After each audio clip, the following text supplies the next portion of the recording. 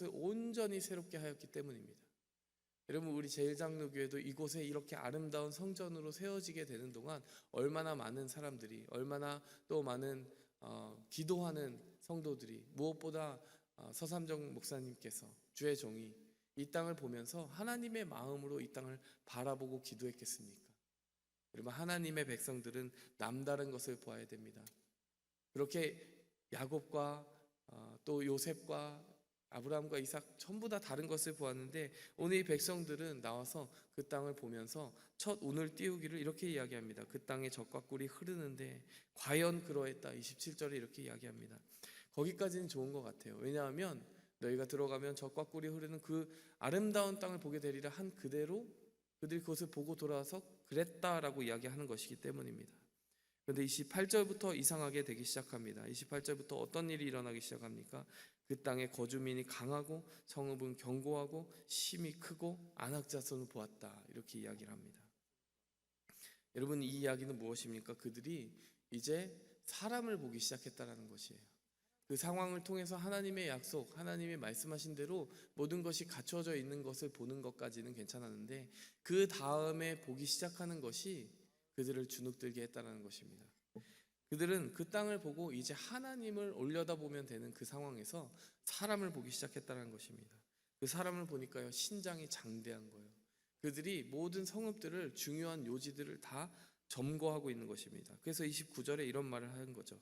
아말렉이는 여기에 거하고 헤딘과 여부스인과 아모리에는 산지에 거주하고 가나안인은 해변과 요단가에 거주하더이다.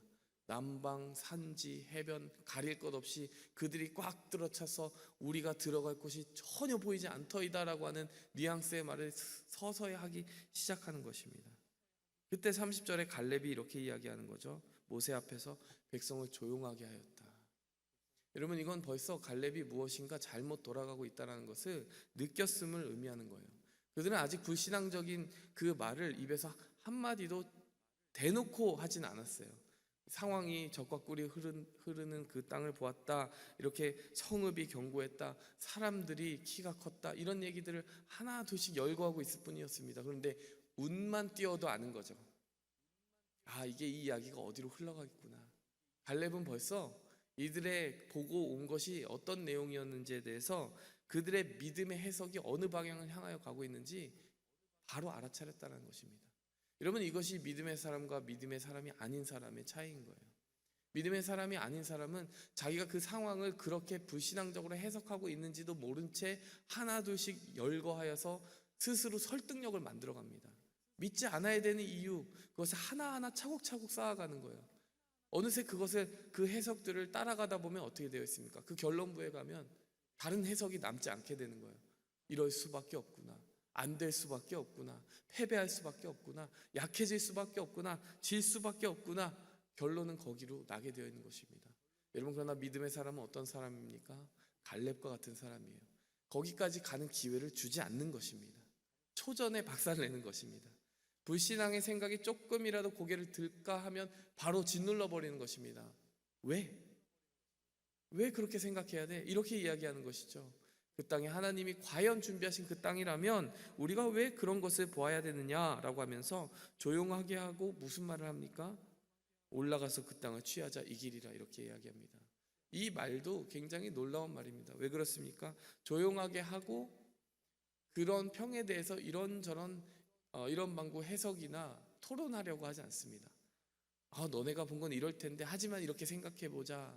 뭐 그 땅의 사람들 키가 크겠지만 우리도 나름대로 싸움의 경험이 있다, 아말렉과 싸워서 이긴 경험이 있다, 우리도 그런 경험이 있지 않냐, 이렇게 설득하려고 하지 않아요. 무엇이라고 얘기합니까?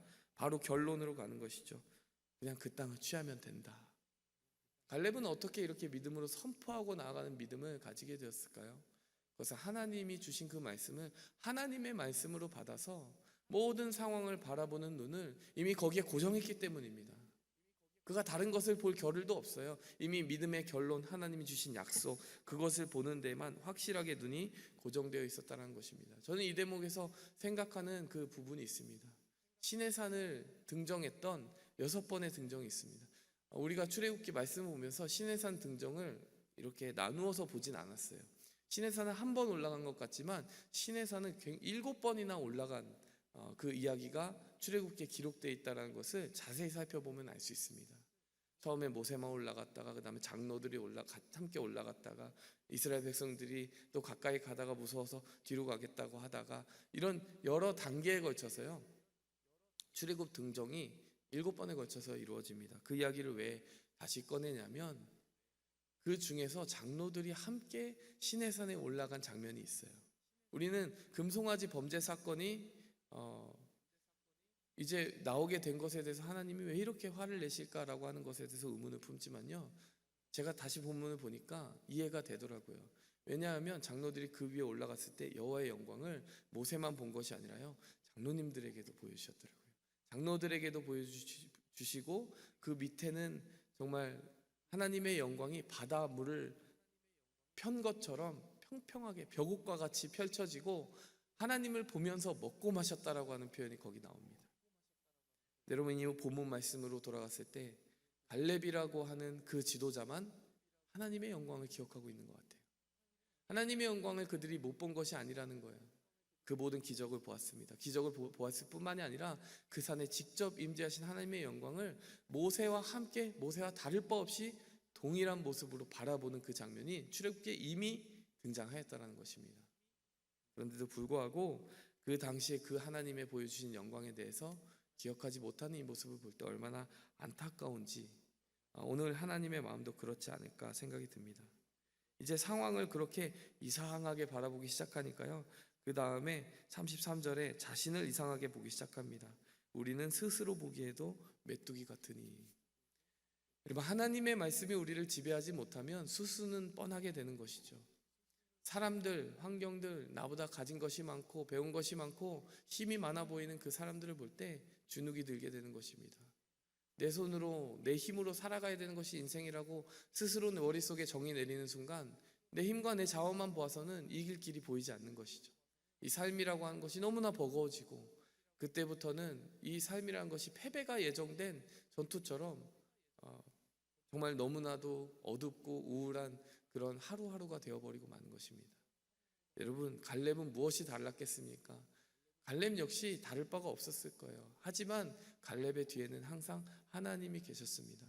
우리의 키가 작고 큰 것이 문제가 아니라, 우리가 익히고 배운 것이 많고 적음이 문제가 아니라, 우리의 재물에 가진 것이 많고 적음이 문제가 아니라 우리의 등 뒤에 계신 하나님이 얼마나 부요하시고 얼마나 지혜로우시고 얼마나 능력 있는지를 기억하는 것이 우리가 삶을 이기는 비결인 줄 믿습니다.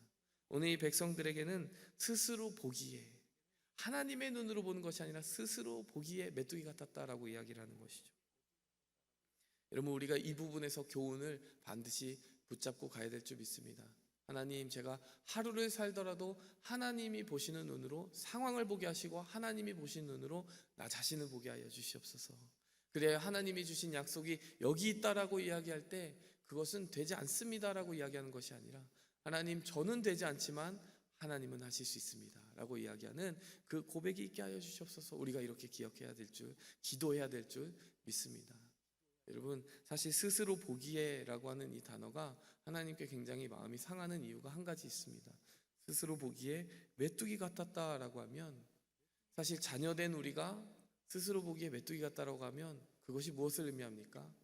아버지신 하나님이 메뚜기가 되는 것입니다. 여러분, 우리는 하나님을 메뚜기 만들지 말아야 되는 것이죠. 하나님, 저는 메뚜기가 아닙니다.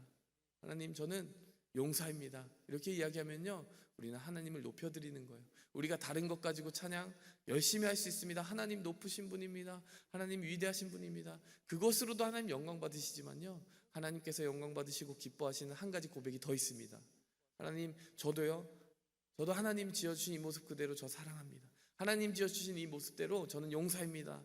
하나님 주신 이 모습대로 세상을 싸워 이길 수 있습니다. 이렇게 고백하면요, 이것은 우리 자신을 건강한 자존감으로 지킬 뿐만이 아니라요, 우리를 그렇게 지어주신 하나님을 아버지 삼고 있는 우리를 그렇게 인정함으로 말미암아 아버지신 하나님을 높이며 살아가는 결과가 된다는 것을 기억하시기 바랍니다.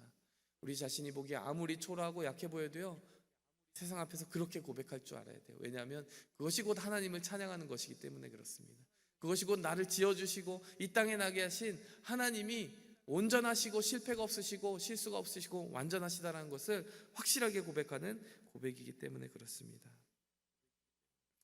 여러분, 오늘 이 본문 말씀을 보면서 우리가 그 두 가지를 기억했으면 좋겠습니다. 무엇을 보더라도 하나님의 눈으로 상황을 보자. 무엇을 보더라도, 누구를 보더라도 하나님의 눈으로 그 사람을 보고 하나님의 눈으로 나 자신을 봐서 그 어떤 상황에도, 어떤 사람에도, 어떤 나 자신의 초라함에도 주눅들지 않고 이 세상 넉넉히 예정된 승리의 보장을 가지고 축복의 삶을 살아가자. 이것을 기억하며 우리가 이 삶의 이 새벽에 우리 자신을 영적으로 깨우는 시간 가지기를 원합니다. 함께 기도하며 나가겠습니다. 하나님 아버지, 감사드립니다. 주님께서 이 출애굽기 이어서 이 이스라엘 백성들을 하나님의 영광으로 인도하여 주시고 그 홍해의 모든 기적과 하나님의 살아 임재하시는 그 신의 산의 영광을 보여주셨음에도 불구하고 오늘 다시 한번 그 바라보는 것이 흔들려서 믿음의 그 약속을 받기에 부적합한 판정을 받은 이 11명의 정탐꾼을 봅니다. 그러나 하나님 아버지, 단 한 명의 정탐꾼, 그 갈렙과 또 여호수아 이 그 두 명의 정탐꾼이 정말 하나님의 보여주시는 그것에 사로잡혔던 것을 생각하며 오늘 우리가 기도합니다. 하나님, 우리가 무엇을 보든지 하나님 보여주시는 것만 보게 하여 주시옵소서. 이 모든 말씀 예수님의 이름으로 기도하였습니다. 하늘에 계신 우리 아버지여, 이름이 거룩히 여김을 받으시오며 나라의 마옵시며 뜻이 하늘에서 이룬 것 같이 땅에서도 이루어지이다.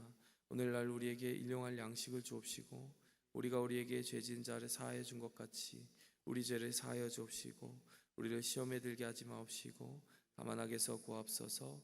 대개 나라와 권세와 영광이 아버지께 영원히 쌓옵나이다. 아멘.